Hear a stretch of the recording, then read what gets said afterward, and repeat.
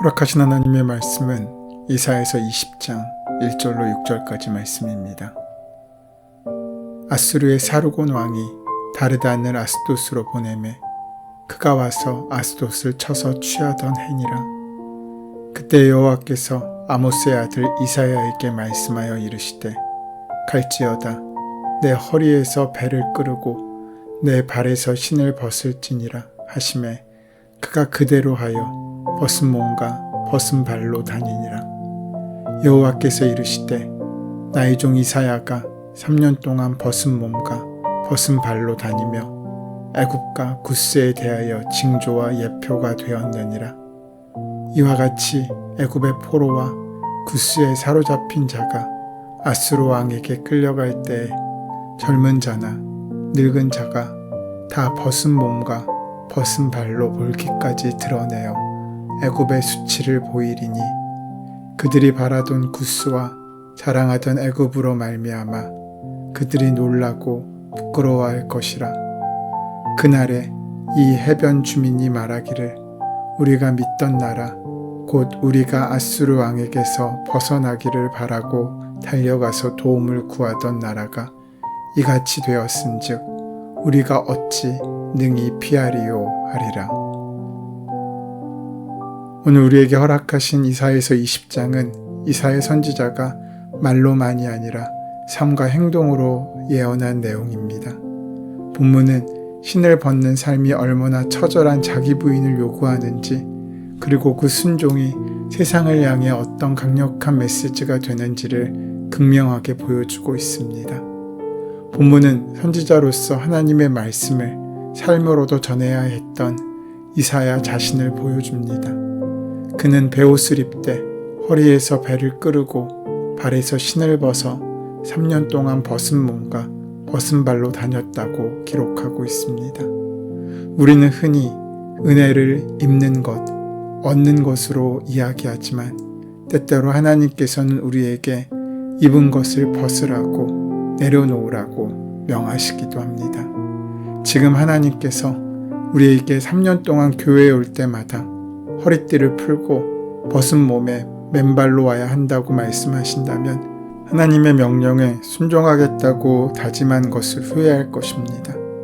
순종할 때까지의 엄청난 고민, 또 실행했을 때의 부끄러움, 매일매일 당해야 될 고통스러움이 너무나 뻔히 보이기 때문입니다. 그럼에도 하나님께서 이러한 명령을 이사야에게 하셨던 그 본래의 의미는 무엇이겠습니까? 오늘 이사야의 벗은 발을 통해 우리가 벗어야 할 신은 무엇인지, 그리고 그 뒤에 숨겨진 하나님의 참된 지혜가 무엇인지 우리는 생각해 보아야 합니다. 20장은 시기적인 배경을 먼저 설명하고 시작합니다. 당시 아수르의 왕은 사르곤이었고 그 군대 장관은 다르곤입니다.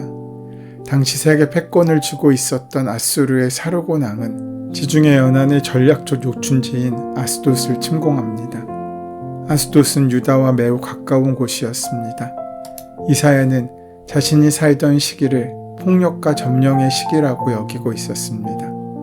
하나님은 이사야의 목소리를 통해 우리에게 세상이 폭력으로 얼룩진 이유를 하나님의 통치를 거절한 왕들 때문이었고 그들의 야욕 때문이었다고 말하고 있습니다.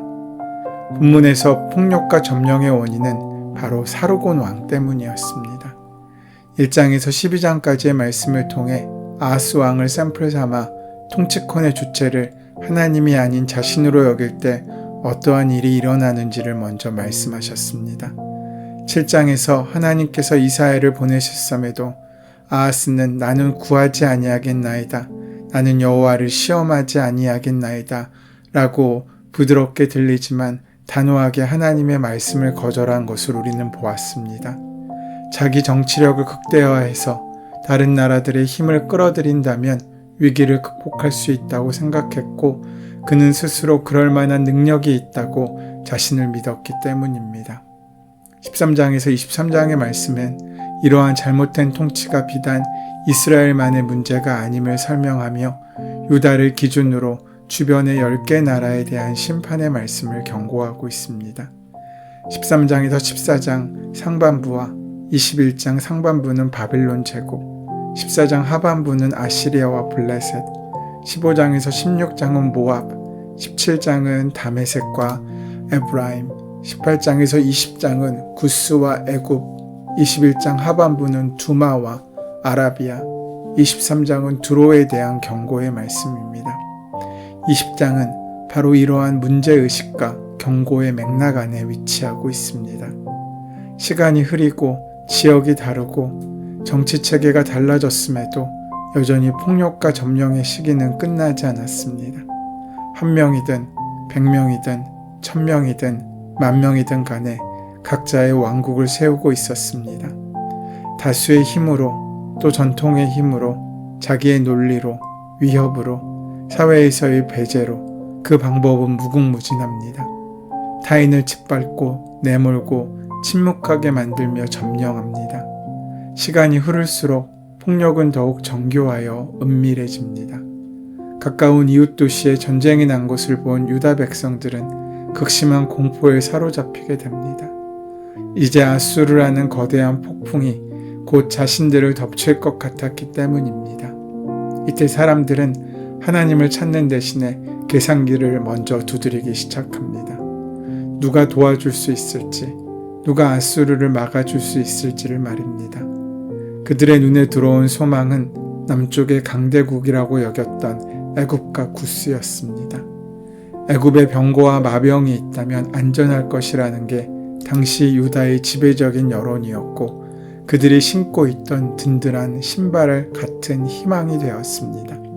바로 그 긴박한 상황 속에서 하나님께서는 이사야에게 청청번역 같은 명령을 내리십니다. 내 허리에서 배를 끄르고 내 발에서 신을 벗을지니라. 여기서 배는 선지자가 입던 거친 겉옷이며 신은 그 당시 광야 지형에서 인간의 발을 보호하고 품위를 유지해주는 최소한의 장치였습니다. 하나님께서는 이사야에게 속옷만 입은 채 혹은 완전히 벌거벗은 채로 신발도 신지 말고 대중 앞에 서라고 하십니다. 오늘날로 치면 지도자가 가장 번화한 거리에서 발거벗겨진 채 서 있는 것과 같은 수치스러운 일입니다. 하지만 이사야는 말씀하신 그대로 하여 벗은 몸과 벗은 발로 나아갑니다. 순종은 내 체면이 서고 내 상식에 맞을 때 하는 것이 아닙니다. 내 이성과 자존심이 완전히 무너지는 그 지점에서도 하나님의 오르심을 고백하며 내 신을 벗을 수 있는 것, 그것이 진짜 신앙입니다. 오늘을 사는 우리에게는 갑작스러운 경제적 위기나 믿었던 건강의 붕괴, 혹은 내가 그토록 공들여 쌓아온 무언가가 위협받는 상황이 아스돗의 함락과 같은 위기일 수 있습니다. 그때 우리는 본능적으로 나만의 애굽을 찾으려고 했습니다. 더 많은 보험이나 더 많은 인맥, 더 확실한 물질이라는 신발을 꽉 조여매며 불안을 잠재우려고 합니다. 바로 그때 우리는 신발을 벗기보다는 신발 끈을 더 동여매지 않습니까?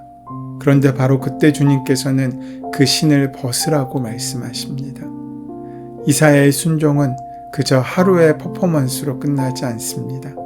성경은 그가 무려 3년 동안 이 상태로 다녔다고 기록하고 있습니다. 처음 며칠은 사람들이 충격을 받았겠지만 시간이 지날수록 비웃음과 조롱은 일상이 되었을 것입니다. 이사야가 미쳤다, 선지자가 망령에 들었다 라고 비아냥 걸었을 것이고 그는 그 비아냥을 견뎌야 했습니다. 겨울의 추위와 여름의 뙤약볕을 맨살로 받아내며 날카로운 돌밭에 맨발로 걸어야 했습니다. 하나님께서 이토록 가혹하고 긴 시간을 요구하신 이유는 유다 백성이 그만큼 즐겼기 때문입니다. 사람들은 이사야의 벗은 몸을 볼 때마다 불편했을 것입니다. 그 모습이 바로 유다가 그토록 의지하던 애굽과 구스의 미래였기 때문입니다. 하나님께서는 이사야를 통해 시각적으로 보여주십니다. 그들을 부러워하지 말라고 하십니다. 우리가 살아가는 세상은 끊임없이 우리에게 좋은 기름을 바르고 화려한 옷을 입으라고 유혹합니다. 나 빼고는 모두가 완벽한 인생의 옷을 입고 살아가는 것만 같습니다. 하지만 하나님 없는 세상의 화려함은 결국 별거 바뀌어질 운명일 수밖에 없습니다. 우리가 하나님보다 더 사랑하고 자랑했던 것들이 우리의 인생을 끝까지 보호해 줄 것 같지만 결정적인 순간에 그것들은 우리에게 수치를 안겨주는 도구가 될 수 있습니다. 이사야가 3년 동안 신을 벗고 걸었던 삶은 오늘 우리 성도가 세상 속에서 보여주어야 할 거룩한 구별됨을 의미합니다. 세상 사람들은 모두 더 높은 곳에 올라가기 위해 값비싼 신발을 신을 때 우리는 주님의 말씀 때문에 기꺼이 내 권리의 신을 벗고 낮아지는 삶을 살아야 합니다. 사람들은 그런 우리를 보며 왜 그렇게 미련하게 사느냐고 물을 수도 있습니다. 그때 우리는 우리의 삶으로 대답할 수 있어야 합니다. 우리의 소망은 이 땅에 있지 않고 영원한 하늘 아버지께 있기 때문이라고 말할 수 있어야 합니다. 이사야의 벗은 발은 유다 백성에게는 불편한 책망이었지만 하나님께는 아름다운 순종의 향기였습니다. 이제 사건의 결말이 드러납니다.